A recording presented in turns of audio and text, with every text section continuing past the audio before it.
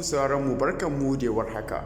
Ba na son na tsufa ban yi aure ba, in ji wata jaruma a masana'antar Kannywood da ke jihar Kano. Kar ka manta dai, kafin ka saurari wannan labarai, idan baka danna subscribe ba, ka lallaba ka danna mana subscribe, idan kuma ka yi tun a baya ka danna ƙararrawar sanarwa. A duk lokacin da Allah ya kawo min mijin aure, zan bar harkar fim domin ba na son na tsufa a cikin harkar, in ji jarumar Kannywood Fati Washa. Masu karatu ko kuma masu mu, me za ku ce da wannan ƙuduri na wannan jaruma? Wasu dai suna cewa ba sa son kawai su yi aure ne, shi sa suke faɗan haka. Kuma dai menene fatanmu dai Allah ya haɗa ta da nagari, Allah kuma ya haɗa kowa da rabansa.